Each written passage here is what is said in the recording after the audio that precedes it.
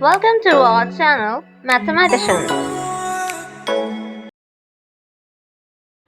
अस्सलाम वालेकुम students, welcome to my new video. तो आज का हमारा टॉपिक है addition and subtraction of fractions and mixed numbers. इस वीडियो में हम आपको बताने जा रहे हैं कि आपने एडिशन और सब्ट्रैक्शन कैसे करनी है फ्रैक्शंस और मिक्स्ड नंबर्स की, अगर आपके पास 2 टर्म्स गिवन हों और अगर आपके पास 3 टर्म्स गिवन हों। तो पहले हम देख लेते हैं कि अगर आपके पास 2 टर्म्स आपको दी हों तो आपने उसे कैसे सॉल्व करना है। यहाँ पर हमारे पास मिक्स्ड नंबर हमें गिवन है, तो मिक्स नंबर को पहले हम चेंज कर लेंगे फ्रैक्शन के अंदर, उसके बाद हम इसे फर्दर सॉल्व करेंगे और एक सिंप्लीफाइड फॉर्म में आंसर देंगे। सही है।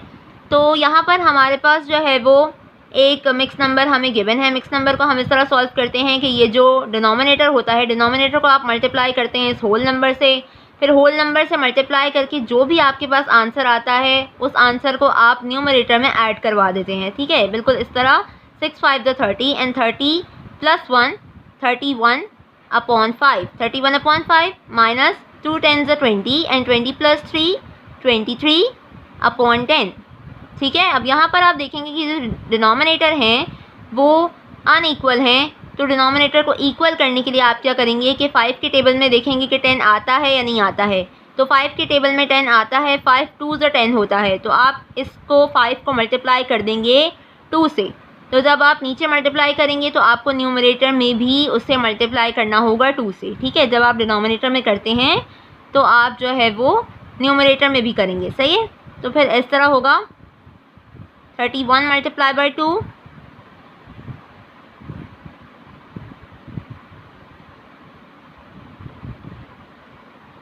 और इस टर्म को हम एज इट इज़ जो है वो यहाँ पर लिख देंगे। ठीक है। अब नीचे आ जाते हैं। 31 × 2 जो होता है वो होता है 62/10 माइनस 23/10। सही है। अब ये जब आपके पास जो है वो डिनोमिनेटर सेम आ चुका है तो आपने डिनोमिनेटर को एक ही दफ़ा लिखना है और ये जो टर्म है वो आपने इस तरह लिख देनी है। न्यूमरेटर वाली जो टर्म है वो आपने इस तरह लिख देनी है। जब आप माइनस करेंगे तो आपके पास आंसर आएगा 39/10। तो 39/10 जो है वो ऑलरेडी सिंप्लीफाइड आंसर है, इसे मज़ीद सिंप्लीफाई नहीं किया जा सकता है, तो हम यहाँ पर ही इसे छोड़ देंगे और यह आपके पास आंसर हो गया। ठीक है। अब यहाँ पर आ जाते हैं। ये नेक्स्ट क्वेश्चन है हमारे पास 5 होल नंबर 1/5 + 4 होल नंबर 1/2। तो इसको भी आप इस तरह ही मल्टीप्लाई करेंगे। 5 5 × 5 25 एंड 25 + 1 26/5 प्लस 4 2 × 8 एंड 8 + 1 9/2। अब यहाँ पर आप देखें कि ये जो डिनोमिनेटर हैं ये बिल्कुल अनइक्वल हैं और पीछे वाले भी अनइक्वल थे, लेकिन उसमें क्या था कि 5 के टेबल में 10 आता था, लेकिन यहाँ पे ना ही 5 के टेबल में 2 आता है, ना ही जो है वो 2 के टेबल में 5 आता है। तो हम क्या करेंगे कि हम कोई ऐसा नंबर देखेंगे जो इन दोनों टेबल्स के बीच में आता हो। तो इन दोनों टेबल्स के बीच में कौन सा नंबर आता है? 10 आता है, यानी कि जो 10 है वो 5 के टेबल में भी आता है और 10 2 के टेबल में भी आता है। किस तरह आता है? 2 5 × 10 एंड 5 2 × 10। तो हम क्या करेंगे 26 को भी मल्टीप्लाई करेंगे फिर 2 से। जब हम नीचे 5 को मल्टीप्लाई कर रहे हैं 2 से, तो हम जो है वो 26 को भी मल्टीप्लाई करेंगे 2 से। सही है। फिर यहाँ पर हम क्या करेंगे 9 5 × एंड 2 × 5।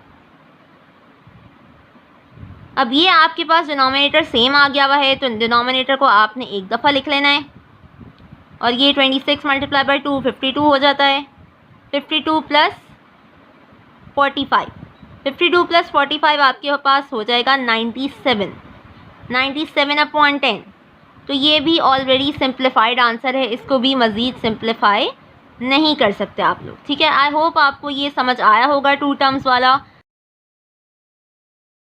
तो आइए अब हम देखते हैं कि यहाँ पर जो हमारे पास 3 टर्म्स वाले सवालात हैं उनको हम किस तरह से सॉल्व करेंगे और एक सिंप्लीफाइड फॉर्म में आंसर देंगे। तो ए पार्ट हमारे पास है -2 होल नंबर 3/4। तो ये जो मिक्स फ्रैक्शन आपके पास दिया हुआ है, मिक्स नंबर दिया हुआ है आपके पास, उसको आप पहले जो है वो एक फ्रैक्शन में चेंज कर लेंगे। तो आप इस तरह चेंज करेंगे इसे 2 4 × 8 एंड 8 + 3 11/4। ठीक है, 11/4 आ गया, -11/4 प्लस 2/3 एज इट इज़ आ जाएगा और ये जो 5/6 है, ये भी एज इट इज़ आ जाएगा। सही है। अब आप यहाँ पर देखेंगे कि ये तीनों डिजिट्स अलग अलग हैं, तो इनका जो है वो एलसीएम आप निकालेंगे। तो एलसीएम आपने इस तरह निकालना है 4,3,6। तो पहले हम छोटे नंबर से स्टार्ट करते हैं। तो 2 2 ज़ा 4 हो गया, ये 3 एज इट इज़ आ जाएगा, और यहाँ पर 2 3 ज़ा 6। फिर दोबारा हम 2 से करेंगे क्योंकि यहाँ पर 2 आ रहा है। फिर आप यहाँ पे इसे 3 से करेंगे तो आपके पास ये एलसीएम निकल आया। अब ये जो फैक्टर्स आपके पास आए हैं वो आप यहाँ पर लिखें और इनको मल्टीप्लाई करके देख लें कि आपके पास क्या नंबर आए। तो आपके पास नंबर आएगा 12 आएगा।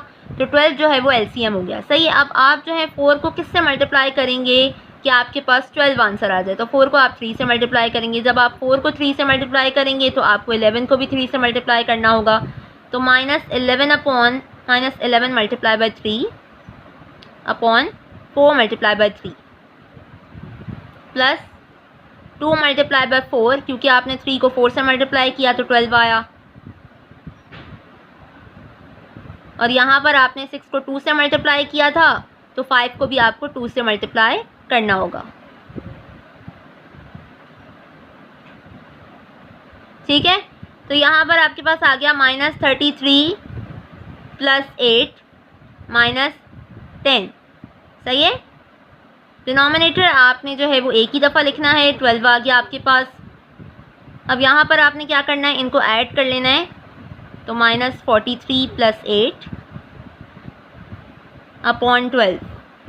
तो आपके पास जो आंसर आया है वो -35 अपॉन 12 आया। ठीक है। अब ये फर्दर सिंप्लीफाइड नहीं हो सकता है, ये ऑलरेडी हमारे पास सिंप्लीफाइड आंसर है। माइनस इसलिए आया है क्योंकि ये जो नंबर है 43 ये बड़ा है 8 से, तो इसलिए जो इसका साइन था वही आना था यहाँ पर। ठीक है। अब हम देख लेते हैं, अपने सेकंड पार्ट की तरफ आ जाते हैं। 1/2 + 4/4 + 6/2। ठीक है। तो यहाँ पे नंबर एक आप जो है वो टर्म देख रहे हैं जिसके अंदर जो है वो आपके पास डिनोमिनेटर में 4 आ रहा है। तो आप जो हैं वो जो बाकी दोनों टर्म्स हैं उनमें भी 4 लाने की कोशिश करेंगे। तो 2 2 ज़ा 4 होता है, तो हम 2 को 2 से मल्टीप्लाई करेंगे तो हमारे पास जो है वो सारे डिनोमिनेटर में यानी कि सबके पास जो है वो 4 आंसर आ जाएगा। जब आप नीचे मल्टीप्लाई करेंगे 2 से तो ऊपर भी मल्टीप्लाई करना होगा 2 से। तो आपने इस तरह मल्टीप्लाई करना है। ठीक है। 2 को आपने 2 से मल्टीप्लाई किया, ऊपर भी आपको मल्टीप्लाई करना होगा 6 को 2 से। फिर आपके पास कुछ इस तरह आंसर आ गया 2/4 4/4 प्लस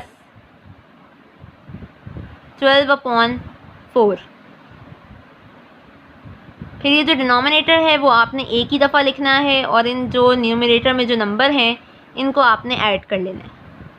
तो जब आप ऐड करेंगे 2 + 4 6 एंड 6 + 12 18 18/4। अब 18/4 जो है आपके पास 4 के टेबल में तो 18 आता नहीं है, तो आप डायरेक्ट कट नहीं कर सकते इसे, लेकिन हम इसे 2 के टेबल से कट कर सकते हैं। 2 9 ज़ा 18 एंड 2 2 ज़ा 4। तो आपके पास एक सिंप्लीफाइड आंसर जो आ गया वो 9/2 आपके पास यहाँ पर एक सिंप्लीफाइड फॉर्म में आंसर आ चुका है। ठीक है। आई होप आपको ये 2 टर्म्स वाला और 3 टर्म्स वाला बहुत अच्छे से समझ आया होगा। अगर फिर भी आपको किसी सवाल में प्रॉब्लम हो रही है इस बुक में से या फिर किसी भी और बुक में से आपको प्रॉब्लम हो रही है इन सवालात में, तो आप जो है वो कमेंट में लिख सकते हैं, या सवाल लिख दीजिएगा या फिर जो है वो क्वेश्चन नंबर बता दीजिएगा, तो फिर मैं आपको जो है वो एक्सप्लेन कर दूँगी। ठीक है। अल्लाह हाफिज़। Thank you so much. Like, share and comment and hit the bell icon to subscribe our channel. Thanks for watching.